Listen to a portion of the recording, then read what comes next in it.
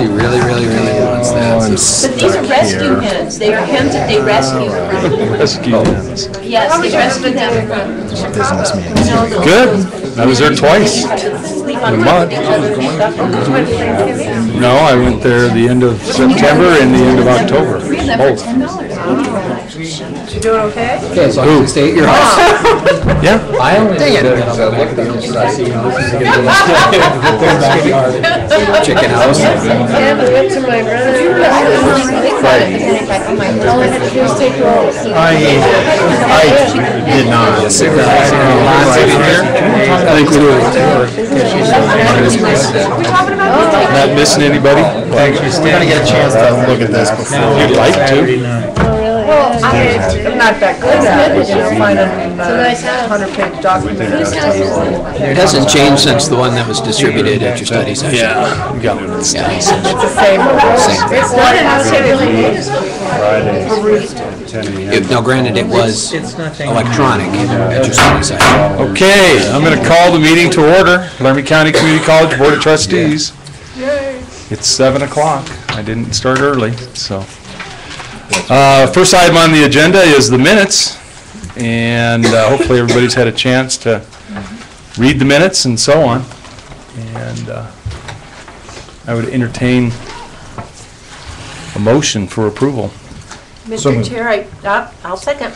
Okay, Kevin, and then a second. Any discussion? If none, all those in favor of approving the minutes, please say aye. Aye. Opposed? Okay. All right, reports to the board. First report, Student Government Association, Mike Wanders. Mike, to the podium.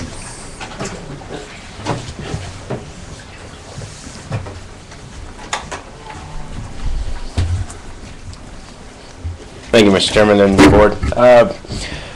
We're basically just wrapping up everything with our committees. Food service had a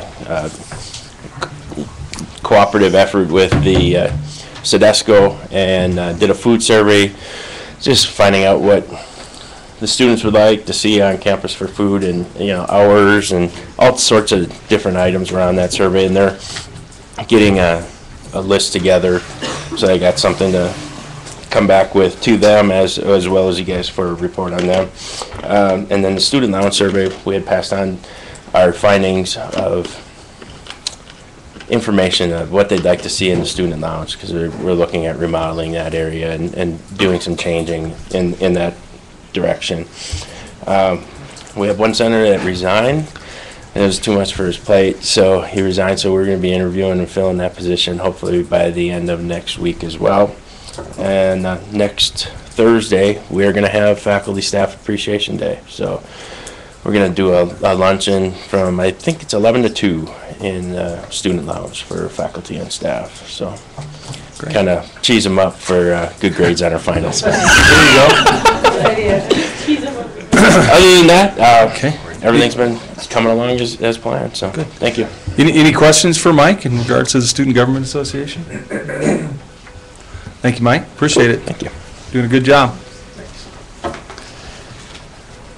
Okay, our second report, Staff Senate. Kevin Yarborough. Oh. Jody. I'm pinch hitting tonight. Okay, Jody's pinch hitting. Thank you, Mr. Chairperson, members of the board. It's nice to be back. I haven't stood at this podium for a few months, so it's kind of nice. Kevin is announcing at the basketball game tonight, so I told him I would step in for the Staff Senate report. Just a couple of updates. The Staff Senate worked with SGA on the Halloween contest and had some good feedback for that.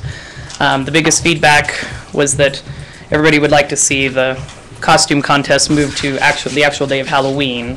This year we had it a day early. So we had our annual chili cook-off the Friday before Thanksgiving vacation, raised about $75, and the proceeds are going to the Randy Miller Staff Senate Scholarship that we're feeding into, so we did get some money to go towards that. We talked a little bit about the employee picnic in June. It was brought up by ACC that they would be interested in having their own staff picnic in Laramie. So rather than splitting the two, we actually have talked now, or we're in discussions about holding the staff picnic somewhere between Cheyenne and Laramie so that it's more convenient for both sides. And so we are working on that at this point in time. And because of numerous staff concerns and requests that had been brought forward to Staff Senate, we asked Peggy Kresselhotz to come to the meeting and discuss the differences between exempt and non-exempt and classified and professional staff, and some of the information about fair labor standards. Peggy did a very, very good job. Speaking from experience, from an attorney standpoint, these are not easy topics to discuss or to explain. And she did a very good job talking about the difference between exempt and non-exempt employees, and the differences in how staff is classified on campus. And I know that part of the policies are they're working to clean up those definitions a little bit, make them a little bit easier to understand. But I think everyone that was there came away with a much better understanding, and probably at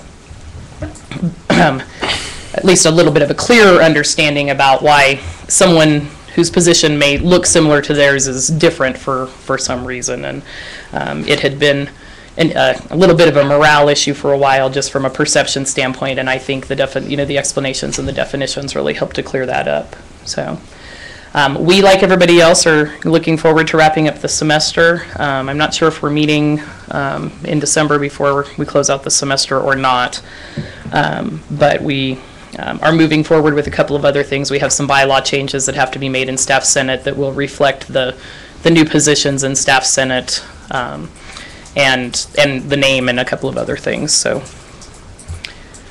that's about all that's going on with us. So, any questions? Any questions for Jody on Staff Senate? That's a new name, isn't it, or is it? It is as of this fall. Yes, okay. We changed from Educational Services Staff to Staff Senate. Gotcha. Okay. Thank you, ma'am. Okay. Appreciate it. Okay, our next report is Faculty Senate, and I believe I saw Jeff. Yes, Jeff. All right, if you didn't think Faculty Senate did anything, look at this 20 pages of minutes. I'll just briefly report on kind of the top things on our agenda right now. One of the big concerns that we're working on right now is the upcoming academic calendar. Dr. Pat is organizing a meeting with all the people involved with the calendar to try to come up with a calendar that works for everybody. There's some discussion, and along with that discussion comes concerns of moving to a 15-week versus a 16-week calendar. What's best for students, what's best for the campuses involved, what's best for the other offices that need to be involved with the calendar as well. So I'm looking forward to, and the Faculty Senate will be invited to that meeting to have them discussions. This Friday at the Faculty Senate meeting, Faculty Senate is going to visit with Dr. Schaefer and Dr. Pat about Dr. Schaefer's proposed organizational changes, the next phase of the reorganization, and discuss some of the changes to the academic areas. And we are currently collecting input from our divisions, and I don't know about other centers. I assume they're the same, but I've gotten lots of input from my division, and so I'm looking forward to that discussion. And then lastly, I want to report, this is a really positive thing. Faculty Senate is working with SGA. Mike's been great in looking at the Teaching Excellence Awards that are given during graduation, and that was a hot topic last year. We're going to look for a process that engages students, makes students feel involved in the process of selecting instructors that are excellent in the classroom, and so that they can feel good about the instructors that are getting the awards up there. And so I'm looking forward to coming up with a process that involves students and has students excited about teaching excellence here at LCCC. So with that, I will entertain questions. Okay. Any questions for Jeff? Yes, ma'am, or yes, ma'am. Yes, sir. I get my hair cut shorter and look what happens. You were hiding behind Carol, and I was mistaken. In the minutes that I read, there was some discussion in there about linking the assessment of curricula and program reviews. I'm wondering why are those separate from one another? Why wouldn't curricula be assessed at the very same time as program reviews? And although I went back through the minutes here a second ago, I had read something this afternoon where one of them was proposed to be on a 4-year schedule and the other's on a 5-year schedule. Why wouldn't you put them on the same time frame? Are you aware of what I'm talking about? Yeah, I'm aware. I can't find it in the darn minutes again. You know, these minutes go back a ways. I think that's been hashed out. We're pretty much set on a 4-year schedule. And Dr. Pat could talk about this more. His vision is that they should be linked, and I think everybody's on board, that when we talk about assessment shouldn't feed into program reviews, and program reviews should feed into the budget process, because that's where we identify weaknesses that maybe we could strengthen with budget issues. Well, what is the difference between a curriculum review and a program review? Why are they separate things? Dr. Pat, yeah. Well, there are a couple things going on right now, Mr. Chairman and members of the board. Part one is the curriculum that we currently have on the books. Once it's accepted by academic standards and approved by LLT, it's never reviewed again, or it hasn't been here, unless a discipline wants to make a change in some way. So, for example, we just ran a report a month or two ago, and we discovered that we had over 100 courses that are still on the books that have never been offered for 4 or more years. Some of them haven't been offered for decades, because there has not been a systematic required review of the curriculum. And when I say curriculum, review of courses, okay? So one of the things that academic standards and I have been discussing is that we really need to keep the curriculum up to date. And we had some courses, a couple courses in auto, for example, that we're dealing with things that aren't in automobiles anymore on the books. So we have to keep them up to date. So we're going to review 1/4 of the curriculum every year, so that, and that's just updating, let the faculty take another look at it, let academic standards take a look at it, in order to make sure that our curriculum is up to date and is meeting the standards that we believe we should meet. So that's part of the course review. In terms of assessment, we've been talking about that since I got here, and LCCC has had a lot of starts and stutters in terms of developing their process for assessment. But we know we have to do it. We know we have to get started. So working with the deans and the faculty, we've decided that we're going to try to follow the HLC calendar, which 4-year chunks to get to that 8th year. And so 1/4 of the curriculum, 1/4 of the curriculum every year, assessment needs to take place, okay? So we're working on that and that cycle. And we asked the deans to work with the departments to work out which courses would come first and what that would look like. And so they've done that. The deans have worked with the faculty and they've submitted that information so that we can start. I'm pushing it a little bit so that in January, we will, in fact, do that 1/4 of the curriculum, 1/4 of the course update. We're going to have that done before the end of the spring semester. And we'll start with the assessment of courses at the course level in the spring. We've also divided it up, but it's going to be a new experience, an exciting experience for faculty. So we're going to be very liberal in terms of getting through this first cycle, and we've asked the deans working with the faculty to select their bread and butter course, at least one of their bread and butter courses, and we're going to assess at least one competency in the spring for those courses. So that's part of the picture of what we're working on. Now, in terms of comprehensive program review, that also plugs into this, and we're working on that. We have a committee of faculty and administrators that are revising that process in the hope of linking all these things together so that it makes sense in terms of accreditation. Okay, Kevin? thanks. Okay. I've got other questions. Sure, go right ahead.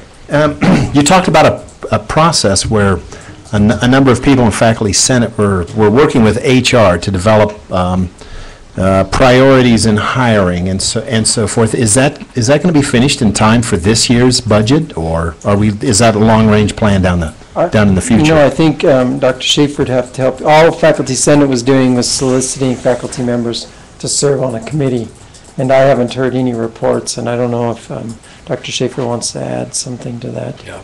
Mr. Chairman, Trustee Kilty, our hope is with all of the work that's currently being done with the budget the budget development process, which includes multiple facets of expenditure considerations. One of those is ongoing operating expenses, one of those is new investments, one of those is one-time only expenses, and another big chunk of that is the investment in human resources and how we prioritize that. There is a task force that is formed to develop and clarify the process so that it is consistent across the campus and clear or transparent in the way that position requests are submitted, the criteria in which they are evaluated against, and then ultimately how they're ranked and prioritized. Our goal is to have a human resources priority plan for the campus that will be updated annually, so a lot of the guesswork and in many ways the last minute time crunch issues with developing human resources proposals during the budget setting process is already in place.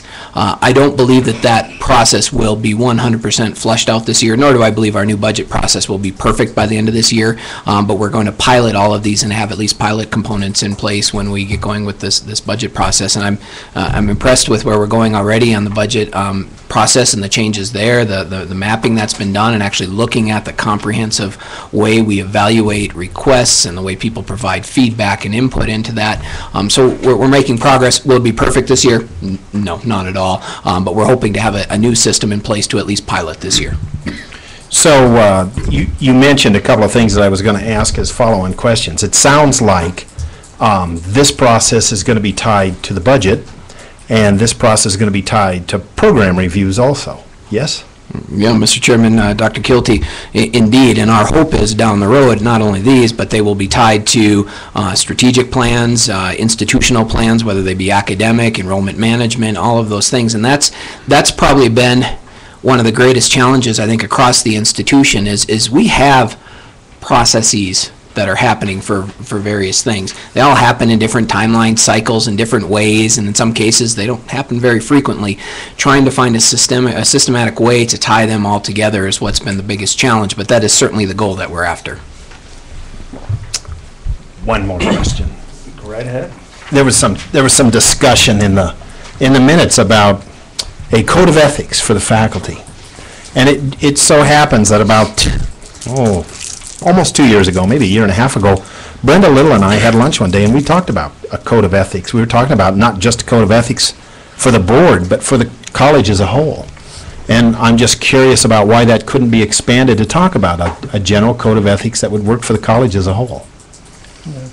That issue was brought up to Faculty Senate. Faculty Senate felt like that's something that belongs in a faculty handbook. And I agree with you, we weren't thinking on the level of the college as a whole, but as far as faculty goes, that's something that belongs in a faculty handbook. We could develop a code of ethics, but what would it mean? What would we do with it? And so I think that's where that discussion is headed. I know that Pat was a little bit part of that discussion.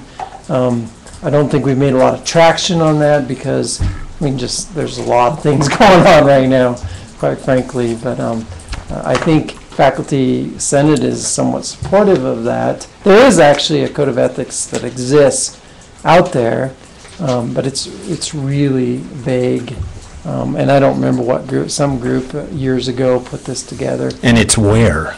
at this point? No, I'm trying to think In the where that catalog? is. John Along with the Sanford guarantee shared and it. some of those things? John Sanford shared it with us, and he said it was written for the college, and I don't remember where it was housed. But it was really pretty vague. Nobody would disagree with that code of ethics. It was, so I think that's an important issue. It hasn't got a lot of traction yet. There's a lot of question about where that should be housed and what you do with it. Okay, thanks. All right, thanks. Anyone else? Questions for Faculty Senate? Okay, thank you, Jeff. Appreciate it. Okay, and our last report, LCCC. I thought I saw Ann walk in. Hi, Ann. How are you? Hi.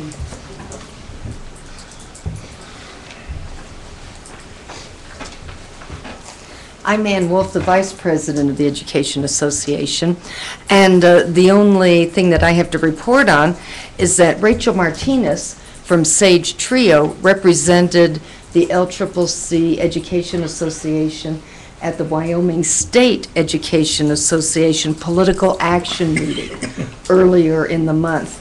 And this was a committee that met to endorse candidates that were supportive of education, K through 12, community college, and university. And so we were really pleased that she was able to go and represent our interests at this meeting. Does anyone have any questions? Questions of Ann? In regards to Thank the you. LCCC? Thank you, Ann. Appreciate it. I will open up any public comment on any of the reports to the board. If there are none, we'll move forward. Next item on the agenda is the President's report. Joe? Great. Thank you, Mr. Chairman, members of the board. Again, I'll try to be brief, but do have some things that I want to at least make you aware of. As many of you know, we are in the second round process of searching for our Vice President of Academic Affairs. The search committee, which includes your trustee Mosier, have been deeply involved in video interviewing this week and will continue for this week the semifinalist candidates that they've moved forward with that. I've included in the agenda for you a tentative schedule of what the finalist schedule will be. You'll notice that those dates are December 3rd through 7th, and yes, that is next week.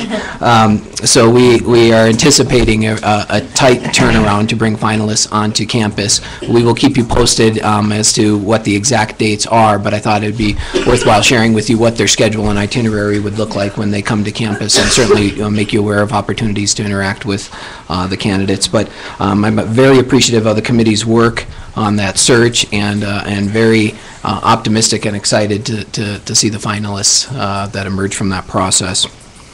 As many of you know, we did receive notice in late October from the Higher Learning Commission that we have received reaffirmation of our accreditation.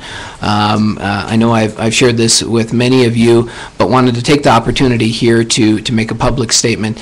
This is very good for LCCC. We knew going into this quality checkup that we were under some constraints. One, they bumped it up a full year before we anticipated that they would actually come to the campus and do a quality checkup on the accreditation status. Two, they're in the flux of slightly changing some of their assumed practices and their accreditation standards. And then three, we knew we had work to do, and in many ways still have work to do. The team that visited us during the quality checkup, as well as the review by the Higher Learning Commission, is very, very positive. Yes, they recognize we have work. It's the work that we've been talking about, assessing student learning, ensuring continuity across delivery modalities for our courses, working on communication, systems and structures that create a positive climate, as well as a focus on continuous improvement. But the fact that we received reaffirmation with no request or requirement for other visits, follow-up reporting, really is a testament to the progress that this campus has made in a short time to tackle the things that we know we need to tackle. So it's a very positive thing. It does not mean that we can sit on our laurels. We have activities and things we need to be working on right now. Included with your materials is a timeline. This is a timeline that Dr. Schwertfeger actually asked Anne Murray to put together for us to sort of map and look at the accreditation activities associated with the AQUIP process. And you'll see in 2014 we have another systems portfolio due.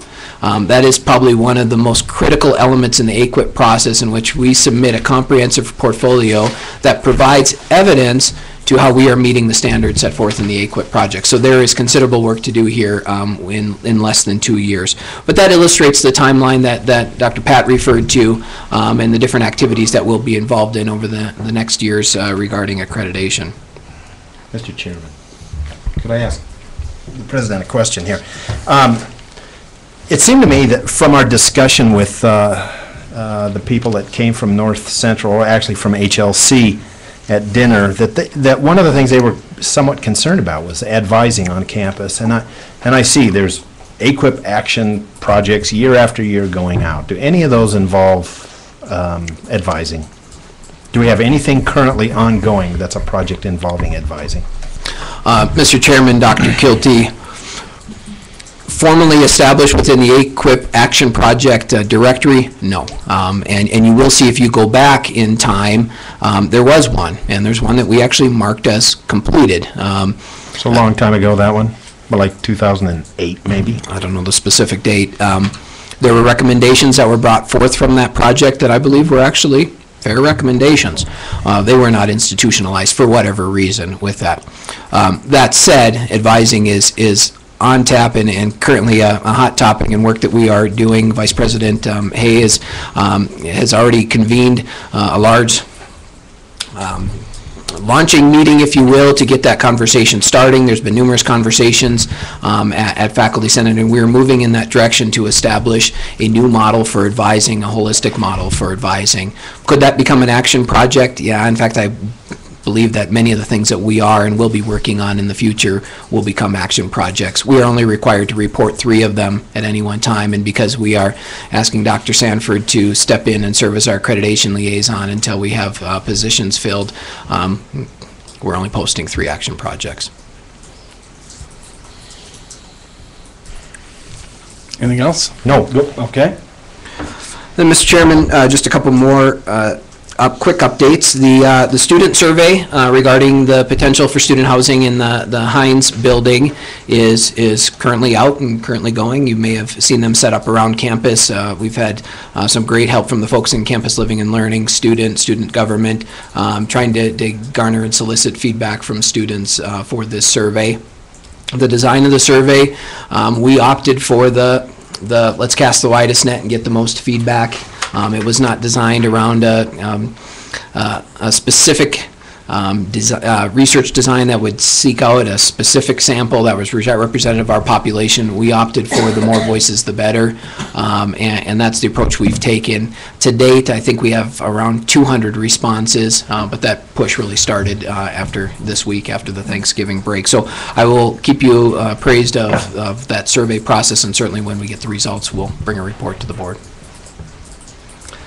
And then the last thing, Mr. Chairman, members of the board, I just wanted to start getting you into the habit of hearing legislative and budget updates from me. We know that the legislative session is right around the corner. And many of you have read the press and know that the conversation about 8% reductions in 2014, and that's 8% of the biennial budget reductions in 2014, is still very much alive and well. We've heard some changes and perhaps some wavering on exactly how those could be applied, and I think much of this will stem from the Craig report that will be released as the legislative session starts moving forward. But I just want to get you, at least in your minds, knowing that I will be bringing updates about the legislative proceedings and where we're at with the budget process as the session continues. I do want to let you know that we've now met with legislators or legislative candidates here in Laramie County. We've gone over to Albany County and done the same. We did that in conjunction with the Wyoming Association of Community College Trustees and Steve Bamer. Lisa Murphy helped arrange those as well. And we are working on a follow-up meeting with the legislators here in January. And so we're continuing to do that engagement and those outreach activities, and we'll keep you apprised as the session proceeds. So with that, Mr. Chairman, I will conclude my update and be happy to answer any questions.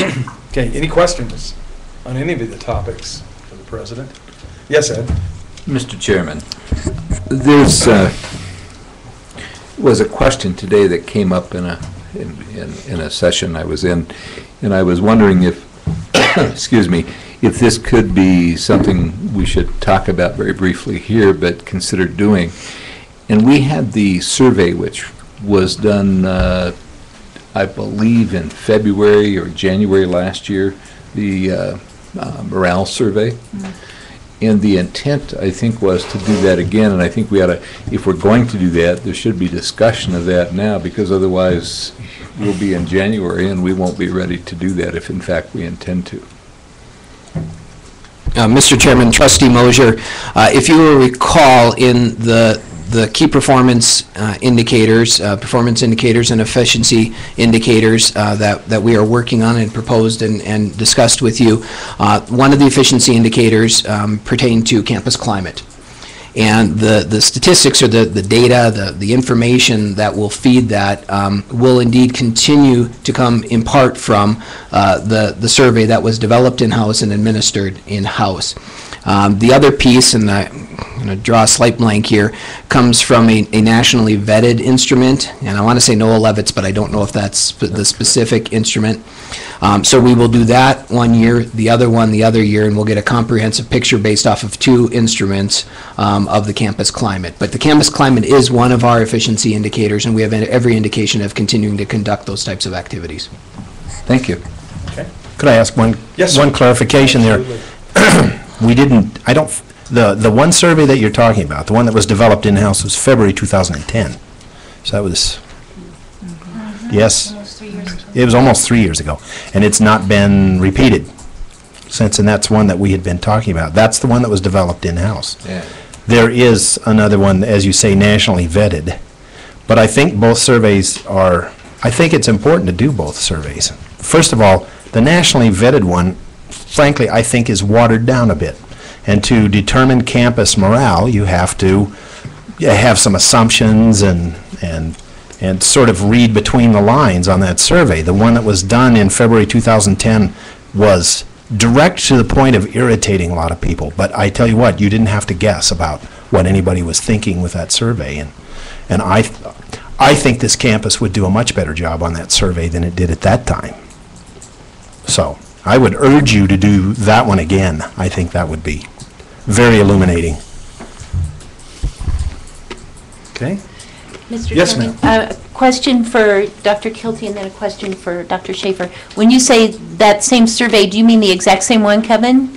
Indeed. Okay. Exactly the same questions. And then, Joe, when you say part of the process, I don't know what word you use, but is the climate survey that you're talking about a part of the AQIP process? Is that what you're talking about? No, Mr. Chairman, Trustee Little, what we're talking about here is the tools or the instruments that we will use to generate the data that will inform you and inform the campus in regards to our key performance indicators and key efficiency indicators. So those were the list of indicators that looked at performance on outcomes as well as efficiencies, the information that we will use to drive strategic planning conversations as well as overall institutional health, if you will. And I was just trying to look quickly here to see if I could actually tell you, but again, our plan was to use in 1 year the institutional instrument and the next year use the national instrument and continue that cycle. And so we have every indication of doing that, and certainly you'll see the results. Okay, thank you, Mr. Chairman. Mr. Chairman, just a point of clarification. That in-house instrument was developed as part of an AQIP action project, so it has to do with AQIP too. It was never delivered to AQIP. It was the results of it were kept here, but. Thank you. That clarifies why I was associating it with AQIP. Thank you. Okay, any other questions, President? If none, any public comment on the President's reports? If none, we're going to move forward to board reports. The first board report would be Finance and Facilities, and I'll look either direction. Yeah, he's asking me to go, and we had that meeting like 3 weeks ago, and I know my body was there. I'm not sure where my mind was. I can't remember anything that we talked about. Ed, help. Well, we talked about a number of things. Let me remember one or two of them. Tell me what they were, please. Well, we looked at an update on the facilities plan. Yes. And that is moving along fine. We didn't see any changes there. We looked at the financial statements, and things were as they should be at this point in time, because we're looking at changes in cash. I'll go with you, because you're remembering. So I do remember one thing from that meeting that I thought was interesting. We have changed the way we drop people for non-payment. Is that right? And the reason is that I'm just going to go ahead and say this publicly, although it might not sound great. The reason is that it will help us as far as completion goes, completion and retention rates. Yes? But, I want some explanation of how an accounting change is going to help us with real completion and retention, which really address different problems. Yes? Mr. Chairman, Dr. Kilty, if it does, it will help the way the numbers that illustrate retention and completion show up. It will not necessarily change the actual amount of retention or completion that's happening. Part of that, and let me go on and publicly say this. The impetus behind changing the way we drop for non-payment is not at all to reflect better about completion of that. In fact, it is both important for the way we encourage and help students understand their course enrollment and participation patterns, as well as dealing with how we handle our revenue and the debt that comes on the books as a part of it. Past practice that allows for dropping for non-payment well into the semester may indeed drop students who have registered for more classes than they intend to take, and they drop, and those seats then become vacant because we are discouraging, and now formally discouraging, enrollment, late enrollment. So it really is more about having our practices designed to encourage the behavior we want of our students that, by the way, we might ultimately believe will have an impact on their participation patterns and persistence patterns. But immediately any change as a result of this will be just because we get the people who aren't coming actually off the books. Well, I didn't want to imply that we did this just to help our retention and completion figures, but it might have the tendency to do so, and then it wouldn't really be a real effect. It's something beside that, and it's sort of like we change accounting now and then, and it impacts what it appears that we spend on things like instruction. We move people from instruction to another part of the budget one year, and it suddenly looked like we were spending a lot more on instruction, or I think it was actually a lot less at the time. In fact, we hadn't really changed what we were doing at all, but it was an accounting change. And, it's hard to sometimes judge the progress of a community college on particular problems when these accounting changes make it look like progress is being made, and it isn't. It's just moving things around in the books. Additionally, Mr. Chairman, we looked at draft of fees. The department, the president, and the business area has been building, I think, a very excellent forum for us to take a look as a board at fees, usage of the fees, and the president, I think, will bring that forward. Do we have a projected time when we will take a look at, let's say, not a final of it, but a more complete draft? Mr. Chairman, Trustee Mosier, I can't give you a specific time because there's considerable work that has to lead up to that. One of those being, we need to have a policy conversation with you as a board to firmly establish policy statements from the board's perspective on the role of fees, and your expectations for the reporting, the monitoring, the management, the expenditures of those fees. Those will come as we work on the updated policies and accompanying administrative procedures regarding finance and all of those things. That'll be one of the pieces. But certainly what we're doing right now is just trying to find a comprehensive way to capture all of the fees that exist on the campus, get a better understanding of why they exist, what they're going to be expended for, what they are expended for, how we track whether or not it's the appropriate amount, whether we need more or fewer. The fee inventory that you reviewed was our first stab at trying to bring that all localized. As a result of that, we have conversations. I know Dr. Schwartfigger is having conversations with faculty and with the deans to go back and review these and understand where the justifications are, and trying to get a better understanding. So there's considerable work we need to do just to understand the state of fees at LCCC. With the policy conversation, with getting that in order, and then the accompanying procedure, we'll start to be able to tie these things in. But it is my intent to have the Board of Trustees intimately involved in some part of the process with the review and oversight and approval of fees, because that impacts student affordability, and I believe affordability is one of the primary things that you're charged to do with your post. And so I just can't tell you exactly when it's going to hit you. Okay. We appreciate the work that's being done on that. Additionally, we talked a little bit about the impact of, excuse me, the change in admissions fee, the $20 admissions fee, and not charging that anymore. And I think that's great for our students. It's great for us collecting some data, I believe, is a part of that.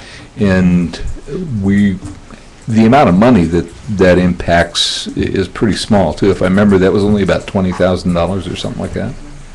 Yeah, Mr. Chairman, Trustee Mosier, it was not significant, and certainly was not significant in terms of needing that to operate the college. Yeah. So those are the additional items that the Finance Facilities Committee had looked at. Okay. John? I had a question when you brought up the admissions or registration fee. Is there any discussion on doing away with the graduation fee? Because I know over the years that's been a discouragement as far as participation in graduation. Mr. Chairman, Trustee Kaiser, good question, and actually a fairly common question now that's circulating around the higher education world. How appropriate and how necessary are those? And specifically for community college graduates, those who are indeed transferring on to continue at a baccalaureate level, those who have significant skill sets that allow them to step right into the workplace. Do those fees actually create a barrier that some folks simply say, I don't want the degree, I'm not going to pay the fee? I think there's mixed research on it, mixed suggestions on it, but it's something that I believe we'll discuss. I can't say we've been having conversations right now about it, but I know it's on people's radar, and I think across the board we're looking at fees and trying to identify, are they truly necessary, and is the barrier it places for students greater than any benefit that we would receive from it to operate the institution and provide the educational environment? And if the barriers are bigger to students, why have them? So those types of conversations, I believe, are starting and will certainly be happening on campus. Okay. Anyone else? I have a question, and again, I'm glancing at I'm getting glare, glancing at our balance sheet, general fund balance sheet, and just, and I think I understand in the earlier months, July, August, and then it goes down in September, our student AR. I'm curious as to why. How does that cycle work here? I mean, we still have at the end of October at least, 3.2 million in student AR. What's that represent? Carol. Thank you, Mr. Chairman and trustees. What it represents is the balance that's remaining for students to pay, and we do have a payment plan that they can pay it off over time. So. Okay. And the cycle is it's very large, of course, at the beginning of a semester, and then it pays down through the semester, and then it'll. And I guess that's what my expectations would be. What's it going to be here at the end of November? Does it get paid off every semester? Okay, it does. It'll never be zero, but Okay. it does get paid down through the semester. Okay, and then it ratchets back up when you start doing registration again here in December. Yep. Okay. AR mean? Accounts Accounts receivable. receivable. Yeah, I'm sorry. When a student registers, it doesn't hit revenue right away. It goes, or excuse me, it hits accounts receivable. It doesn't hit cash right away because we don't have the cash, but it hits accounts receivable and revenue is the accounting transaction tidbit. And then, and I know we've talked about it in the past, probably more in relation to the procedures on collections. Does it ever get down to zero? Or what is always hanging out there? Students that haven't paid their bills off, basically. Okay, do we ever get it, or how does that work? Well, if we don't get it by the due dates, and there's several of them, but the in due date, then we work them for a while. They can't register for the next semester. There's a hold put on their account. They can't register. And then if we aren't successful in collecting that, and usually a hold is a good incentive for the students to pay their bill off, assuming they want to come here again. And then we send them to collections. Okay. What, Mr. Chairman? Yeah. What percentage would you say that we look at in terms of having some challenges collecting? I don't know that I have a number off the top of my head. I know that we have worked very diligently in stepping up our collection efforts, getting them to the collectors sooner, and getting the ones that we know we're not going to collect written off. So the number is a much more true number than it's been in I would say, in the past. I wouldn't say that it's more than 10 or 15%, but that's just me pulling a number out of the air. If you really want to know, I'll get that number for you. Mr. Chairman? Yeah. It might be helpful if we could look at what we actually have written off in the last couple of years, see what the trend is, up, down, or whatever. I'm sorry, I missed it. See what the trend amount is, rather than, some percentage at this point in time. At the end of the year, how much are we writing off as a percentage of the whole? Okay, and back on your other question about the change in the drop for non-payment. One of the reasons from our end of the world is that when we have students on there that don't come, that accounts receivable sits out there until we write it off, basically, because the student says, I've never come, I'm not going to pay for that. And so when you drop them ahead of time, then that cleans up our accounts receivable and gets a little better number out there. It does, and it does drive up our accounts receivable. It also drives up our default rate when we don't do that. And there are reasons to do it, and there are reasons to not do it, but one of them is it helps our accounts receivable picture. And Mr. Chairman, members of the board, I just would like to state, we could certainly get that number. Many of you know Sabrina Lane, who has come back to the college, is working in a compliance role with us, and she has done considerable work with her colleagues, but done considerable work to really get a rein on what's been going on with unpaid student charges, students' accounts receivable. And I mean, I think even from 2 years ago, we've made significant improvements to the amount that we've carried on the books and ultimately had to write off. And so they really are doing some good work here. Mm-hmm. Okay. I would agree with that. Thank you. I think we looked at that when you and I were on that committee. I don't know the number like And like I said, I think our thought process at the time is we didn't have a really good feel that there were procedures that were being done on a systemic basis or systematic basis, however you want to say that, and they need to be done. They do need to be watched, and I mean, we're just looking for the trends that I would hope by the end of a semester that we get most of the money in we're supposed to get in. So, okay. The next board report, College Communications and Relations. Bill or Carol? Carol has the report. Okay. Well, there's no report because there is no committee. How's that? That's fine. We dropped that committee, Okay. right? I have taken up another position, and I think next year we'll have new committee work or continuing committee work if people want to stay on the committees. Is that not true?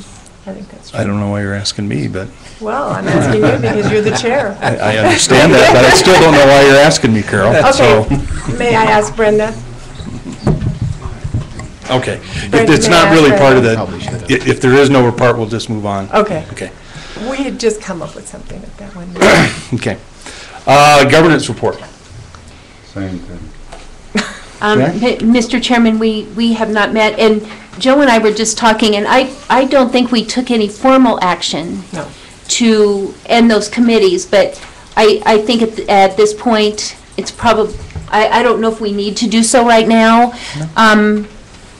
We will have a new board chair at the next meeting, and so maybe that's the time to dissolve the old committees and form new ones.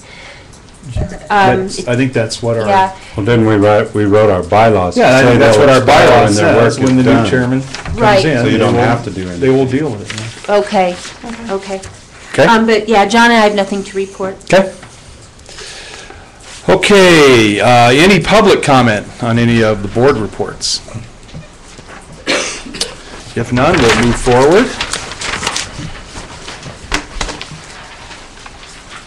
Okay, approval items. Our first approval item is approval, I think it's, and acceptance of the Laramie County Community College fiscal year 2012 audit. Bound copies would have been presented to you. And Joe, I do believe that they were the same as the ones that we did review at our study session at the beginning of the month. Yes, Mr. Chairman, that is correct. So, yes, I will look for a motion. I'd move we approve the audit. Second? Okay, so we've got a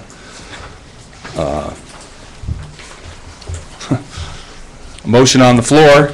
Discussion, questions? Is that why Wayne is here? Wayne is here if you have questions, yes. But I went over last time, so I'm not prepared to speak today. Yes. So in that case, Wayne, I'd just like to say that I found it to be, the audit process, especially the planning process this time, to be a very good one. I appreciate it very much, being made a part of the planning for the audit, and we should do that in the future, but thank you very much for getting Ed and Greg and I together one day so we could meet and talk about this. Okay. Anyone else? Any other discussion? There is none. We will take a vote. All those in favor of approving and accepting the report, please say aye. Aye. Opposed? Okay, passes unanimously. Thank you. Okay, B, approval of, is next the official name? Or just the next policies and procedures for development? And Dr. Schaefer, I'll let you take the floor and tell us what we got, what kind of animal we got here. Thank you, Mr. Chairman. Members of the board, as you recall, we presented to you at your study session 3 weeks ago now, the next round, should be lowercase next round, of policies and procedures to populate the new LCCC policies and procedures manual. You know, in our conversation during the study session, this round is what I loosely call the low-hanging fruit, meaning that these are the policies and procedures that have either been recently developed, approved, revised, and essentially been on the books that myself and your staff here at the college believe are essentially pretty darn good, and they're the ones that we want to go ahead and move forward and get these going, and then we'll start working on the ones that need updating or creation to that. I will point out one based on Trustee Mosier's question regarding the minimum faculty qualifications policy. We did add a clause in there that on an annual basis I will report to you the magnitude and nature of exceptions to that policy. So you will receive an annual report on that. That is now added to that policy. Other than that, I didn't have any questions or hear any feedback from the board, so I'm happy to have that conversation now or defer to your action. Okay. Yes, Kevin. You know, I see that the staff recommendation is that we approve these tonight, and this was quite a bit of material to get through, and you know, I'm sorry that I haven't gotten through all of it, but if we just go back to Chapter 2 and talk about some of that, there's some things in there that I'm really not all right with. And if we look at faculty qualifications, I think what's been written down for faculty hires going forward is is great. It's much more rigorous than we had in the past, and it follows along the lines of HLC and probably what we should have done here all along.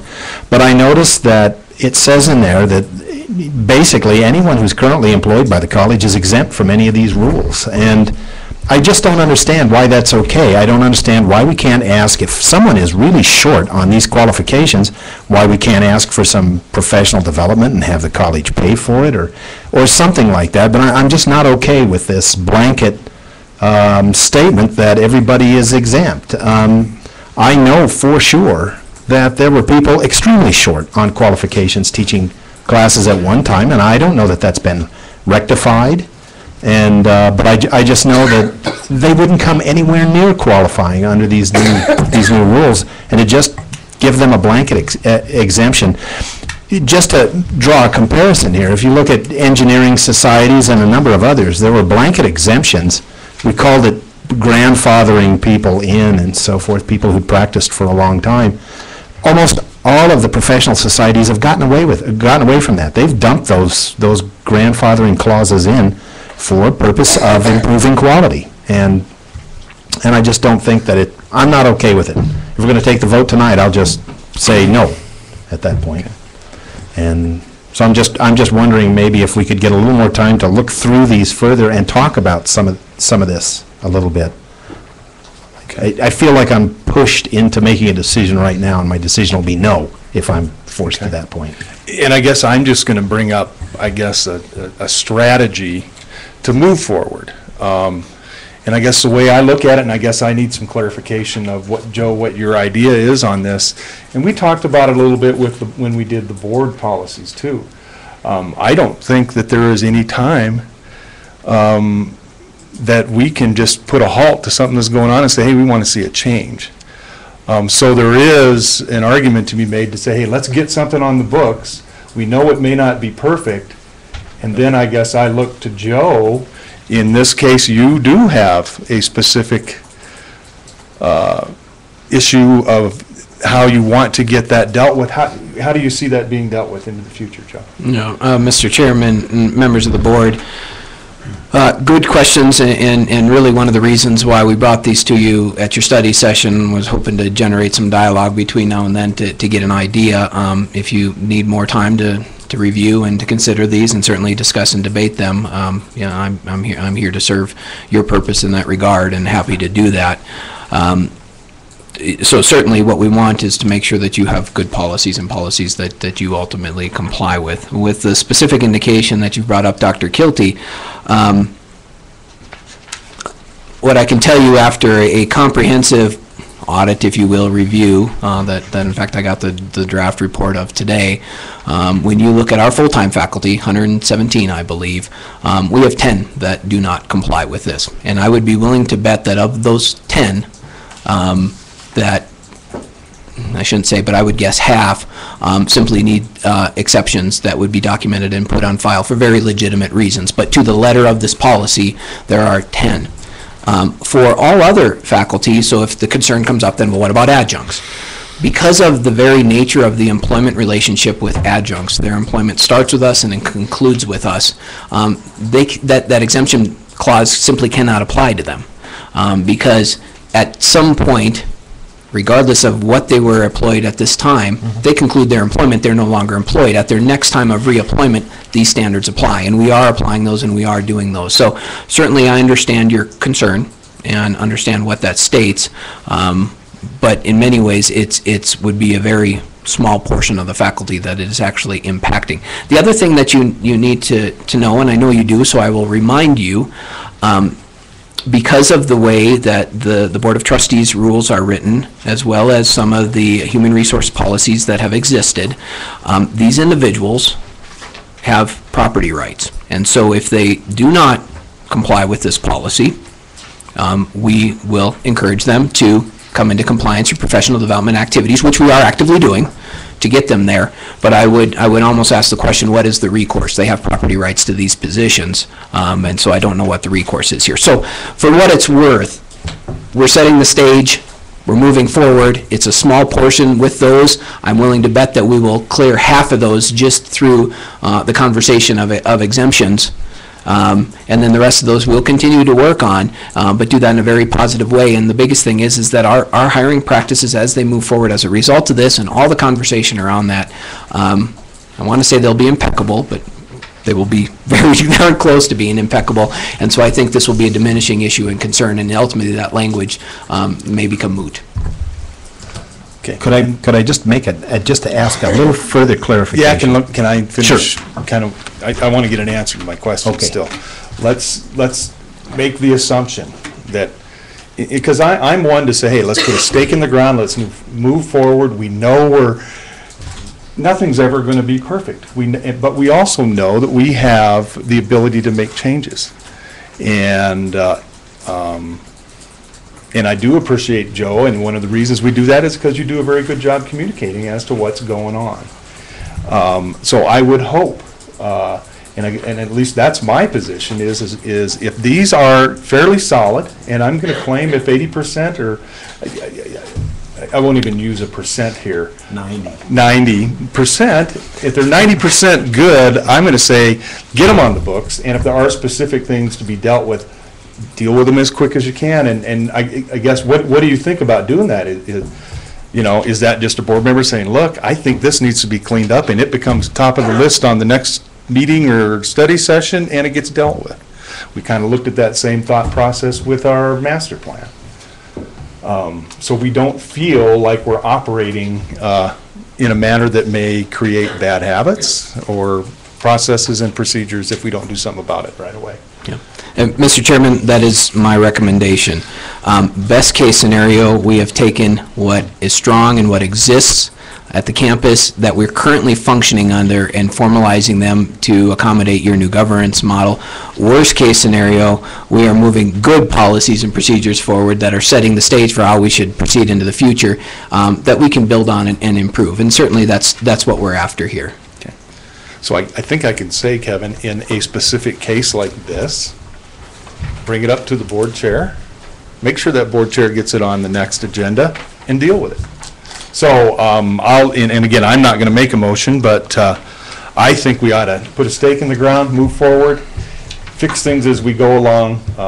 It might be punctures in tires, etc. So, any other comments? I was just going to go along with you, Greg, as far as you've got a good set of why delay this, the majority of them, to clean up one or two minor questions in it. So my motion would be to approve these policies and procedures as written and go forward with them. Okay. So I've got a motion. I second. Okay, and I got a second. Okay, got a motion on the floor. Discussion. Yes, ma'am. Mr. Chair, can we accept all but two, if that's the only one we're having trouble with, accept the rest of them, and put two on the next board agenda? Okay, you're asking for a change to a motion, because we do have a motion on the table. No, I know I am. I'm going to stand by my motion, because Okay.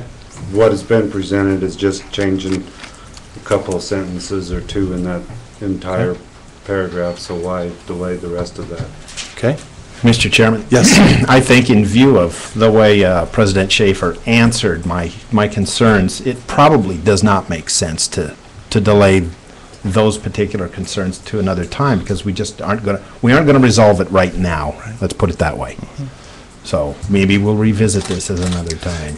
And I would say and encourage to current board members and future board members, if you got a problem with something, let's get it out on the table right away. And I think we've tried to operate in that manner for the last couple of years, and it usually is successful. So I would go in that direction. So any other discussion? Any other discussion? Mr. Chairman, just one concluding comment, just to make sure it's clear. I believe and I hope that I understand the interests and the concerns that have arisen by these policies, and certainly ones that we'll develop in the future. We will continue to move in the direction to meet your concerns and at least assuage them, so that you can see that the campus is moving in the direction that you believe we need to be moving as a Board of Trustees. So you have my commitment that we'll continue to work on the things that aren't perfect, and we'll do that within the best of our abilities. Okay. Yes, Ed. Mr. Chairman, with regards to the organizational chart procedure.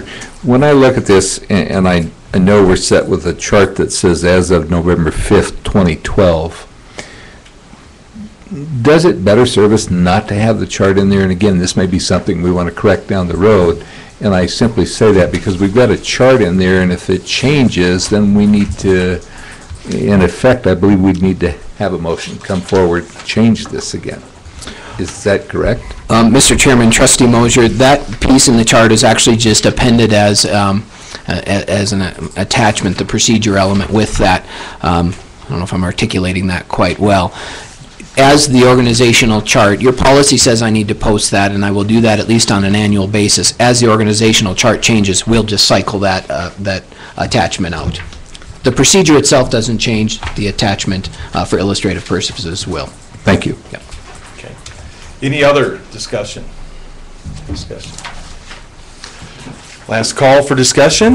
If there's no more discussion, let's take a vote. All those in favor of approving next policies and procedures for development, please say aye. Aye. Opposed? Okay. Thank you very much for the thoughtful discussion. Okay, item C, recommendation to fill Laramie County Community College Building Authority position. Joe, I'm going to let you give us the background. Yeah, Mr. Chairman, I will be brief. Many of you know the process behind this even better than I do, but one of your responsibilities is to appoint the members that will serve on the Laramie County Community College Building Authority to fill the position. Dr. Marty Carroll has been serving in that capacity. His term is up. The recommendation is to reappoint him. Okay. I'll take discussion and/or a motion. Also move. Okay, got a motion? I'll second it. Got a second? Okay, any discussion on appointing Dr. Marty Carroll? Yes, sir. I would just like to say that I watched Marty Carroll run the meeting a couple of weeks ago, thought he did a terrific job. Can't see any reason for not reappointing. Okay. Any other discussion? If none, let's take a vote. All those in favor of filling, I'm losing my spot here, Laramie County Community College Building Authority, filling the position, term to expire 2015, Dr. Marty Carroll, please say aye. Aye. Opposed? Okay. Passes. Item D, recommendation to contract with EC Group LLC for financial aid contract for services. Mr. President, I throw that one to you because we should have a little discussion on this one. Yes, you should. Thank you, Mr. Chairman. Members of the board, I've shared with you, or at least disseminated to you, some information regarding this proposal and the situation, but for your benefit and to facilitate the conversation, I'll try to provide the context for this request. Vice President Judy Hay is here as well, and she can hopefully fill in some of the blanks where I may draw short on my intellectual ability to do so. We've had some good work happening within the financial aid office since Vice President Hay has come on board. We've been taking a look both organizationally in terms of the structure for financial aid, but more specifically trying to get a true understanding of the financial aid operations. To that end, and in taking recommendations and feedback from some of our sister institutions in the state, we sought after and then engaged the services of the EC Consulting Group to essentially come in and do a financial aid audit on our practices, policies, procedures within that area. They are now just completing that audit, and in fact there was at least a draft presentation in a meeting that Vice President Hay had with the EC Group's president regarding their findings. We hope to have a formalized report here very soon. What we can tell you at this point, or I think what I can tell you, and again I'll ask Vice President Hay to fill in any gaps, is that we've got some work to do there, and I think most of us knew that. There are things that we simply need to clarify, rectify, develop, connect within our financial aid processes, so there's considerable work to be done there. The reason this proposal is before you is because we've had some changes in the staffing and have had some vacancies. Our Director of Financial Aid will conclude her employment with us at the end of this week, Is that correct? Jennifer Omley, our Dean of Enrollment Services, Jenny Hargett, will conclude her employment in this position here in early December next week. Functionally, and we have, I believe, at least one financial aid technician position that is open or not being employed. So the long and short of it is we don't have staff. We've got a lot of work to do. There are things that are critical, and we're concluding an academic semester, getting ready to start an academic semester. We have to get some help, and we have to do it quickly. The benefits of engaging the EC group's services for interim management, meaning that we would have them come in and on an interim basis, they are going to manage, oversee, and help us improve our financial aid offices, are a couple. One, because they've conducted the audit, they've got an inside understanding of what's going on with the campus. And so they truly, if anybody could come in, hit the ground running and start working on some of these things. Two, because they are currently engaged with a contract, my understanding is they could be on site as early as next week. So we could get somebody here as well. And three, they have considerable experience in this area. Their folks are well versed in federal law and financial aid processes and colleges and DataTel, all of those things. And so for many, many reasons, this proposal is actually not only really needed, but it's ideal for the situation that we are in. At this time, as you saw within the cost proposition, it's estimated it's about $16,000 a month. We are estimating and planning that we would need 6 months of services. And I always forget to actually do the calculations, but that's close to $96,000, is that correct? For 6 months services. So it is not a small price tag with it. However, because we are vacating those two positions, and we highly doubt we will have them filled, perhaps some overlap in the Director of Financial Aid towards the tail end of the services. We anticipate that from the salary savings of those vacated positions, it's going to cover, I bet, close to 80% of that cost, that time, because we're taking two positions out to engage those services. The other thing is that if we move faster on our search and we feel that they can get ahead of the many of the issues that we're dealing with, and we only need to engage them for 4 months, we will do that and actually move out earlier. And a good example of their interest in saving us money, as much as they probably have an interest in making money for themselves, the proposal for their financial aid audit was about $11,000, and I think they came in at under 8, somewhere around, yeah, just over $7,000. So, Mr. Chairman, the technical nature of the issues, the details leading up to this, I would defer to Vice President Hay and certainly want to open up conversations. But as I've told you, I apologize for bringing this to you under such a short time frame and not being able to share the situation with you at your study session. It's something that has come up and we simply need to be on top of. Once we get through this, all of these changes, all of the work, all of the new faces and the things will be good. They're opportunities for the institution. And we need to keep focusing on the positive outcome as we move through this. These are indeed good opportunities. We just need to get through this time. Thank you, Mr. Chairman. Thank you. Okay, discussion. Yes, Ed. Mr. Chairman, with regards to the labor class, when I look at this, I see everything from an engagement director, project manager, functional, and then a technical consultant. And the one we're looking at is a functional consultant, and I don't understand or don't have any information here to allow me to see why we're going with the functional, and do we need the services of the other parties, the other positions? Mr. Chairman, while Vice President Hay goes to the podium, Trustee Mosier, I believe that is their organizational classification of the type of work and the people that they would deploy. And I don't know this for positive, so confirm for me the functional consultant actually represents a broader spectrum of those services versus somebody who's just there for the technical nature, say perhaps the DataTel issues and things like that. Am I close? Yes, that's my understanding too, that the functional consultant comes in with more of the broader perspective effective and able to both supervise and develop the staff that we have. They looked at this in terms of people, processes, and technology, and those were the three areas they looked at. And they looked at not only financial aid, but the services and the offices that financial aid connects with.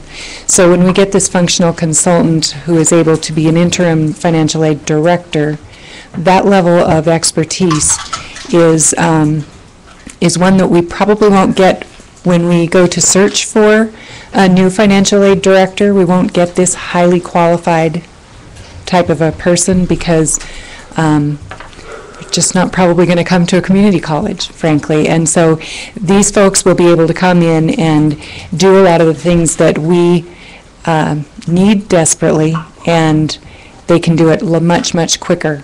So it truly is, when Joe says it's an opportunity, as much as I hate to lose our financial aid director, this is a huge opportunity for us to be able to take advantage of much more quickly bringing our financial aid processes and people into where we need them to be.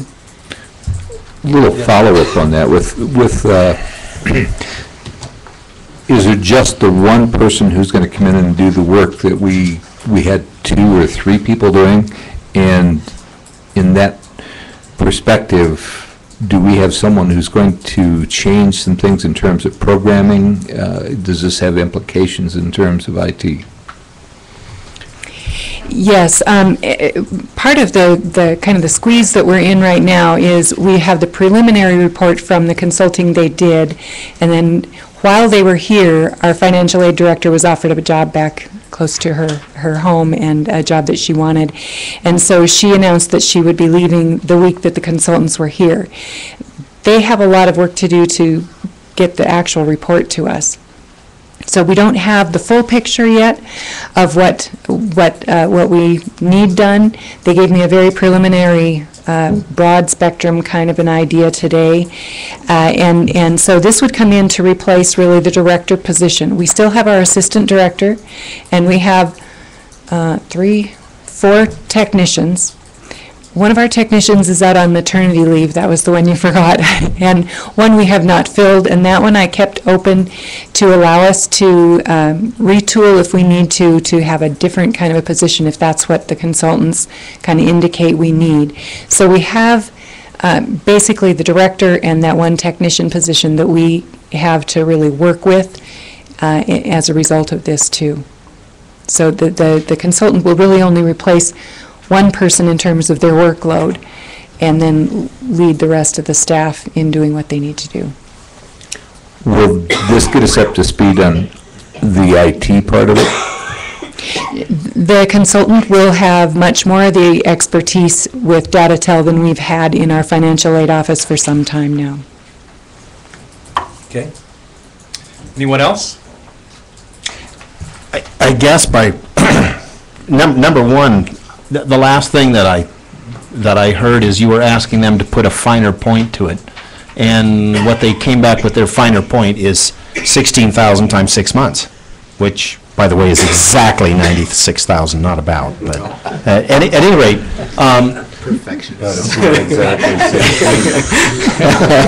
so that's the bottom line, and they aren't. It seems to be what Joe's illustration of our last contract with them. The give is also in the housing and the transportation, those kinds of things, and if they can plan ahead, then they do. They got some really good rates on hotel rooms that we usually don't get, and so those are the things that they can save on. If we had a place to house them, then we would pay nothing for that piece, and that would save us quite a bit. I guess the thing that I find interesting is this is a person who's going to act as our interim director. At the same time, they're putting together all these recommendations and other things. Is this really possible with this one person? It sounds like they're taking on multiple jobs. And is this, I guess what I'm worried about is, we've had this in the past where we've brought in consultants to get us up to speed on something or to help with terrible backlogs. This sort of looks like the same thing. Is this going to fix the problem this time? Mr. Chairman, Dr. Kilty, I don't believe that after 6 months that they're here that all of our problems will be fixed. What we need, and really what we're finding in many ways by the help of Dr. Schwartfeger and other folks, is we need people who can come in and have the experience and get us on the right path and do a lot of work in a short time. Part of that is understanding the organization, but more importantly, part of it is understanding the business. And we, unfortunately, no fault to the people that have been working here, have not had the knowledge base or the experience base of the business, in this case of financial aid, to truly get us to where we need to go. So will all the work be done when they leave? No, I don't believe that. Will we have a clear roadmap and a good start, much like we have in academic affairs? Yes, you bet. In this case, it's a different type of relationship, and unfortunately, finding top-notch experienced financial aid directors, floating around out there that know the system, know data tell, to step in on an interim basis, it's not quite the same business as it is for academic leadership and those types of things. So I have confidence in Vice President Hay and the direction we're going, and just knowing the work they did in the audit, knowing the work that they did at Sheridan College. I think this will take us light years ahead, and it will be actionable work that we will continue into the future. What's the possibility that this person will overlap with the next hire enough to get that next hire on track, so that there isn't a dropped baton in this segment of our race? Mr. Chairman, Dr. Kilty, I believe Vice President Hayes' plans is to do just that. How much time may be constrained more by the purse strings than by the functional availability of this person, but that is the intent, to have the new Director of Financial Aid on board and actually have time with this person to make sure that they can hit the ground running. And part of their exit strategy is tapered off services. So they leave, come back, if we wish to do it that way. And you asked a question earlier that I'm not positive we answered completely, but the consultants that were here 2 weeks ago are not the same actual people as would come next week if we were able to engage them. And so the firm is working on two different things, but it's different people working on those things. Actually, I was referring to a longer time ago than that. This has been an ongoing issue for some years. So we have complete interest in getting things on the right track. Okay, any other comments, questions, information needs? Mr. Chair? If not, I'm looking for a motion. Mr. Chair? So move. Okay, there's quick. Well, I wanted to say, too, that I have talked to Joe. Let me just ask real quick. Sure. Can I get a second on the motion? Yes. Okay. Now we can have a discussion. Thank you. I've talked to both Joe and Judy about this process, and I believe that we can fix what's broken down there, at least get a good running start on it. And so I wanted to make the motion, but thank you, Bill, and I seconded it. Okay. Thank you. Any other discussion? No. Discussion. If none, let's take a vote on the motion. Let me ask one more question. Sure, go ahead. This is a large enough amount of money that we often put stuff like this out on bid. Can we make a case in this instance that this has to be an exclusive contract because these people are already so far down the road? Yes, Mr. Chairman, actually in consultation with the procurement process we have at the institution and Jerry Harris, and looking at it because of the existing arrangement, their knowledge of the institution, we can legitimately move forward with this. If Jerry says okay, I'm okay. So. Okay. Yes, ma'am. I also want to say that I really like the staff recommendations after each of these motions, because it tells me that the people at this college really are buying into the process. Okay, if there is no more discussion, let's take a vote. All those in favor of contracting with EC Group for financial aid services, please say aye. Aye. Opposed? Okay, passes unanimously. Thank you, Mr. Chairman. Okay. All right, that's the end of our approval items. I will open up for any public comment on any of the approval items that we chatted about. If there is none, we are going to go through the last couple things here. Mr. Chairman? Yes. May I have permission, please, to veer from the agenda? A veer? To veer Yes, you from can the have agenda to make a statement and presentation for the board, please? Go right ahead.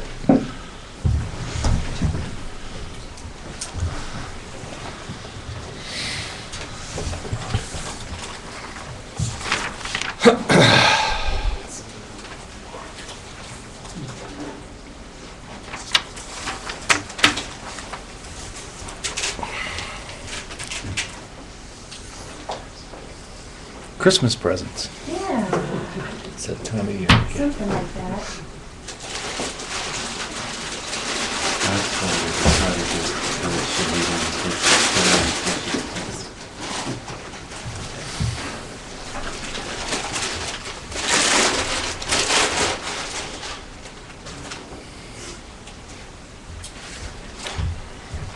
Mr. Chairman, on behalf of your fellow trustees, we would like to present you with a gift and thank you for your service. What I would like to do is make a few brief statements and then let other folks speak. I've been thinking a lot about you the last few days, and I've struggled with whether to talk as a fellow trustee or as your friend, and it's hard to separate those two things. But I want to tell you the legacy that I personally have received from you. I have learned so much from you, Greg, and I have learned about the importance of passion, the place that where passion lies as being a trustee here at LCCC. I've watched you work. I've watched you work with the Albany County campus and the advisory board of the Albany County campus, and how you opened up that line of communication and really worked with those folks.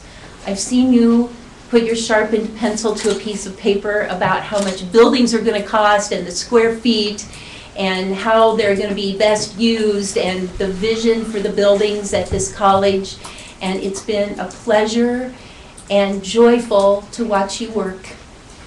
And I want to thank you for your friendship and for mentoring me and guiding me as a new trustee, and also your support when I was board chair, that I could always turn to you and ask you for advice, and thank you for that. Well, so I know other folks have other things they want to say. okay. But on behalf of the Board of Trustees, we'd like to present you with So I can get to this stand up. golden eagle. Okay. And your very handsome picture. Oh. I wonder what happened to that. I felt a little bad. I'm going, oh my God. I've really been banned. Yeah, well, it could be worse. They've given you the bird here.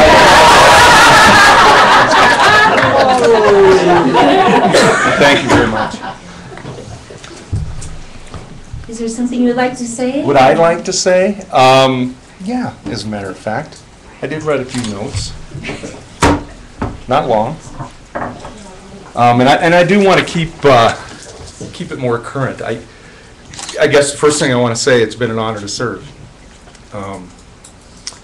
I didn't know that much about Laramie County Community College per se when I came. Learned a lot through School of Hard Knocks in a variety of ways. I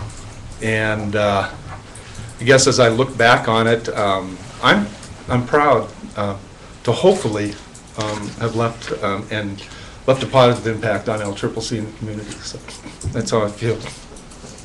Well, I guess the other thing that I'm very proud of, I'm proud of this group. We came through some tough times. Brenda, I was thinking too that now you become the senior member of the board. I was going to call her the old lady of the board, but don't put that one in the newspaper now. But we've got a fairly new group. We went through some tough situations.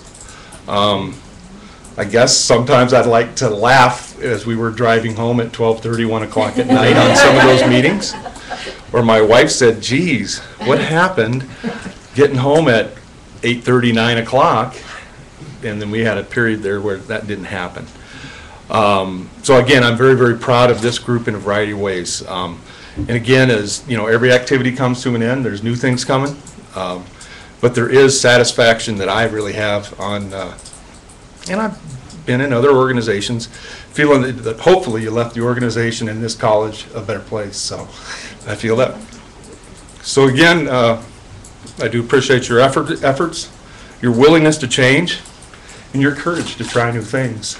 And this gentleman here too, he and I had lunch the other day, and Joe, I appreciate your efforts too. So thanks, Greg. Those are my comments.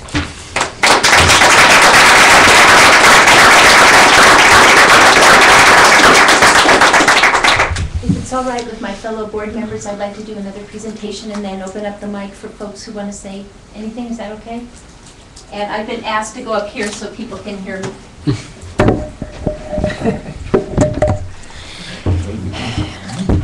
John, John, John. You rascal. What can I say? John has, I have learned also a lot from you, sir. John has been instrumental in finding LCCC a place in the state organization. He has served tirelessly for years, representing this college with the Wyoming Association of Community College Trustees, and also for the National Association, the LCCC, Association of Community College Trustees. He has represented us, Wyoming, LCCC, for years on both a state and national level, has kept us abreast of everything that's going on a national level and a state level and how that affects us here at LCCC. He's been candid and honest with us about all of the processes that affect us here. I always look to John for the wisdom of how we fit in on a state and national level. And also, John, you are the historian of this board. You knew I would say that because you are. That's very frightening.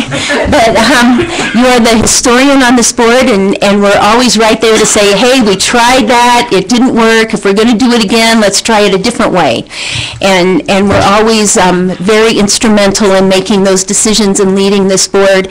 I remember our first trip that I took with you to an ACCT meeting where you were pushing me out to make sure that I made my voice heard and learned more and also had a voice on a national level, and I really appreciated that a lot. And I remember seeing you at basketball games and concerts, and I know part of it is because your lovely wife was singing, but it was always nice to see you there, and I want to thank you so much for your time with the board. So, on behalf of the LCCC Board of Trustees, I'd like to present you with the Golden Eagle and your handsome picture. This one is old. I had brown hair. Do you have some words for us, Mr. Kaiser? Sure. I'd just like to thank this current board and all the trustees that I served with. I never sat down and figured out how many I served with over the 16 years, but there's been several, but not that many. This board, as Greg said, is a fairly new board, but it's also been a consistent board. It's been great to work with everyone that I have over the past 16 years. Brenda didn't want to use that, but it has been 16 years. And it's been a great run, and I thoroughly enjoyed it. I've enjoyed seeing what's changed on this campus, both for the good and to alleviate some of the bad. And I think it's always good to realize that there are bad things in any institution, and how do we repair them rather than just dwell on them. Too often it's people just complain about them and they don't get fixed, but I think that's changing, as Greg said again, and I think things are in good shape. I look forward to reading about you and occasionally seeing you. Fortunately, we live in a small community, so I'll still see most of you around town. And since my wife's here, I'd like to thank her for her patience. Again, the long meetings. When I first ran for this board 16 years ago, I figured, well, we're looking at 2-3 hours twice a month, and it's not that whatsoever. Now that Don and Chris are over there listening, it's somebody asked me that recently in the last week or so, and I said, well, it's anywhere from 15 to 30 hours a month. And Kevin's shaking his head, and that's in a mild month. There are other months where it could be 45, 50 hours, but to me it was worth it. Since Brenda brought up the state and the national level, a lot goes on outside of this room, and I would encourage you to stay involved. I tried to help Ed being the other with the state, and I think he's ready to move on with that too, and that felt good when he told me that he's thinking about that. And LCCC is the largest school in this state. It wasn't when I came on, but it is now, and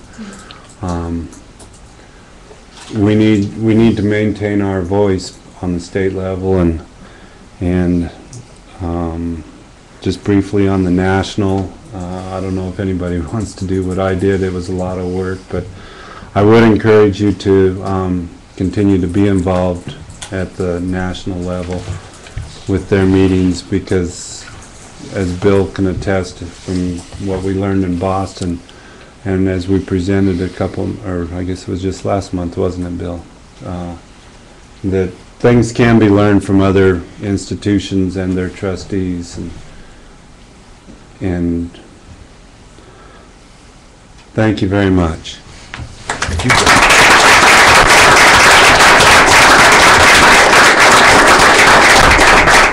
Now, I'm going to sit down and invite any of my fellow board members to speak if you would like. Thanks, guys. I guess I will go next. Are you expecting me to call on you, Bill? Mr. Chairman, I'd like to speak. Yes. Naturally, I could iterate everything that Brenda has said, because I feel it very much the same way. I'm going to miss both of you very, very much.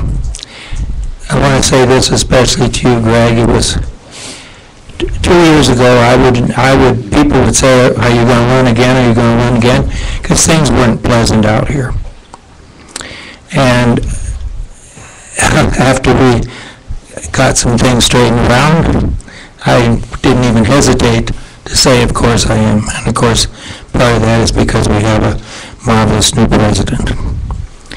But Greg, I want to say I'll never forget you calling us into your office down in the, what I still call the Montgomery Ward building, and saying we need committees to examine and discuss and check to see what's going on around the campus.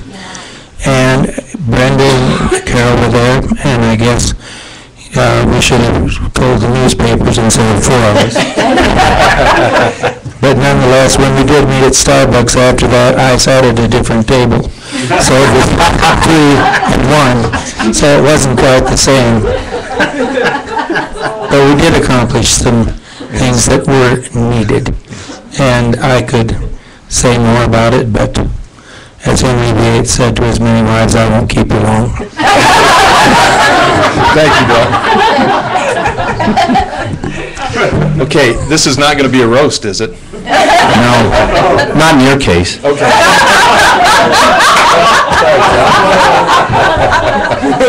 You know,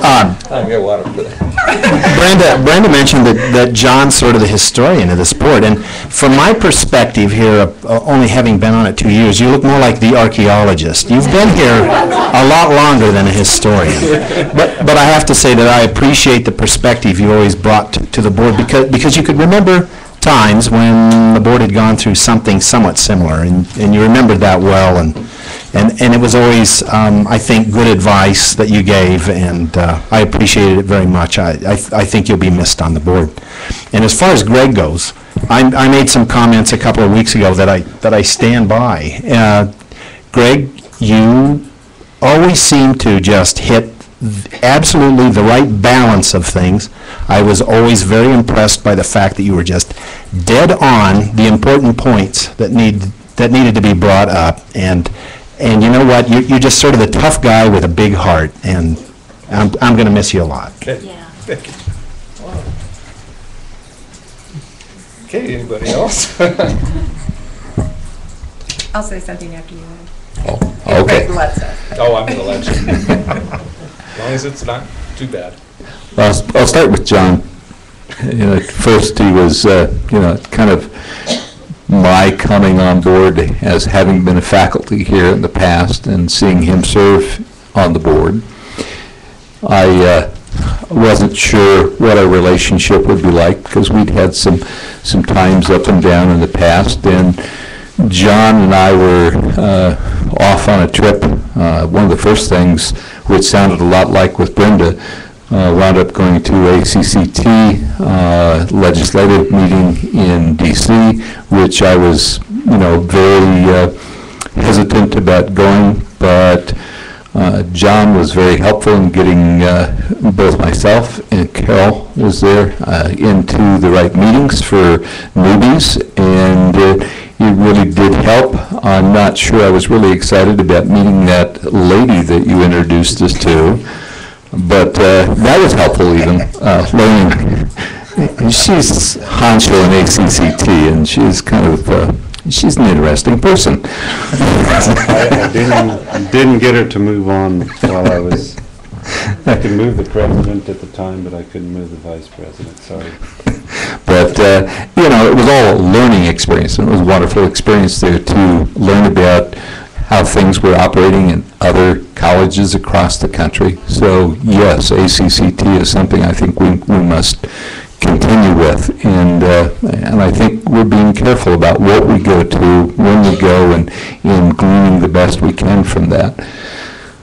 John also took charge at the state level. I've watched him serve as chairperson, step up to the plate when our chairperson at the time moved on to become a commissioner from EWC. She was a trustee, and Sherry Lovercheck.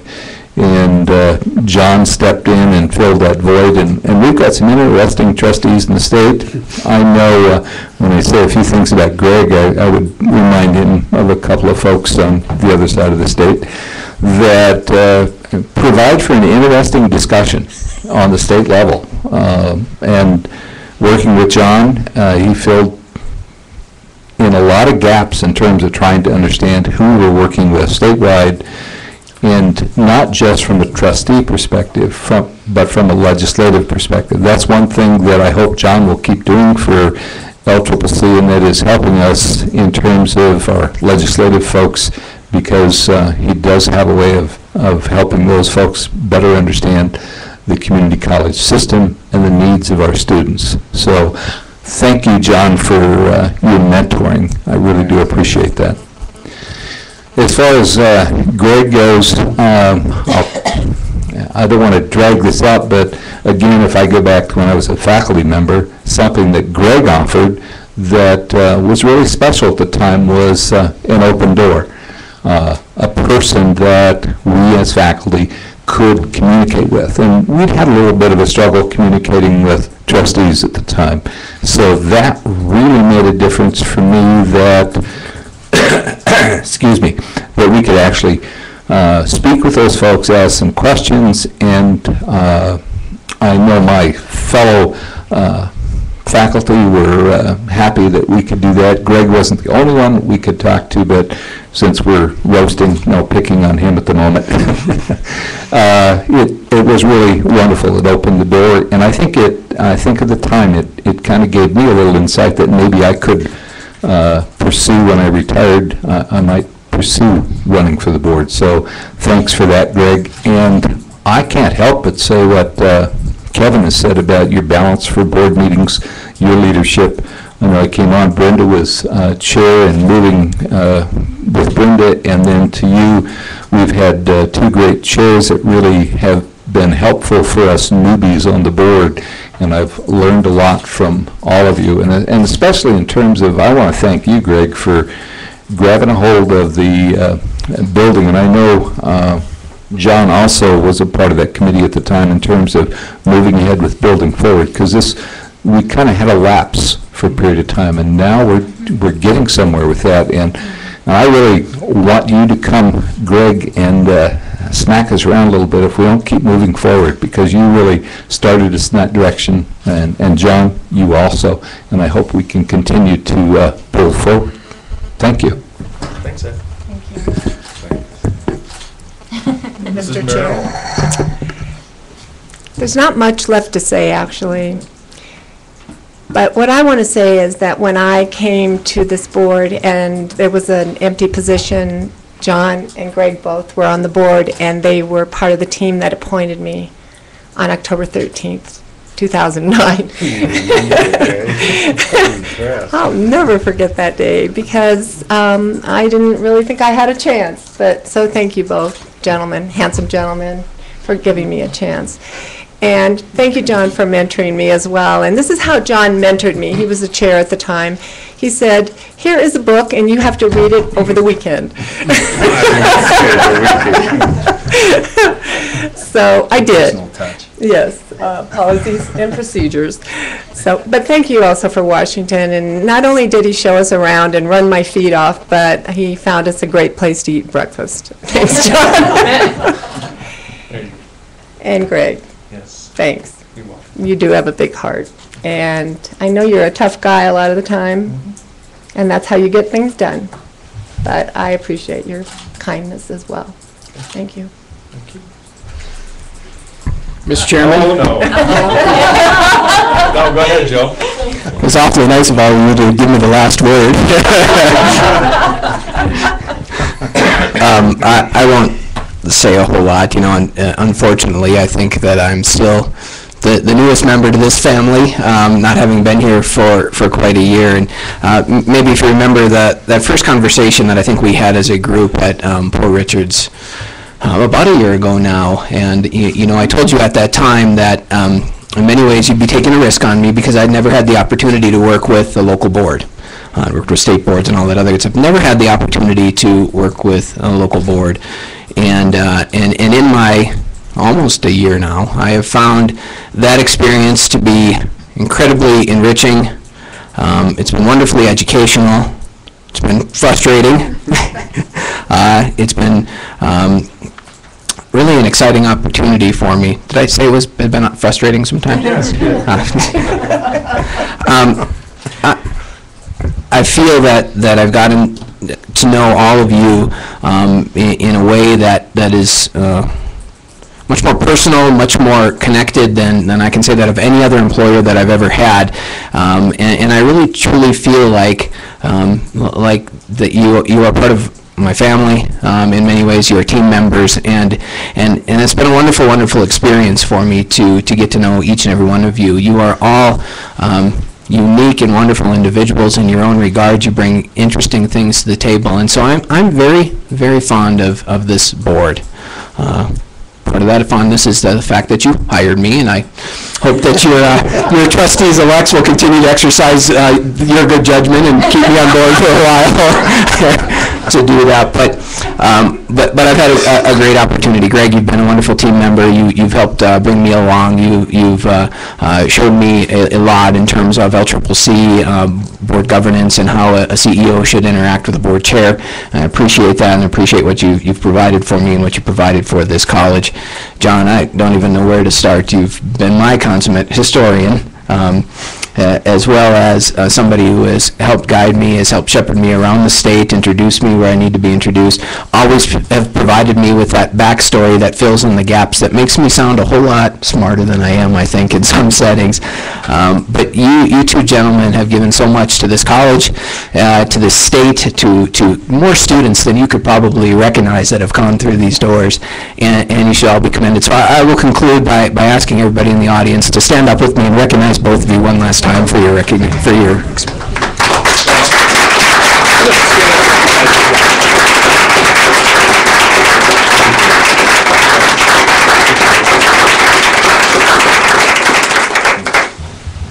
Okay. Let's see, next on the agenda.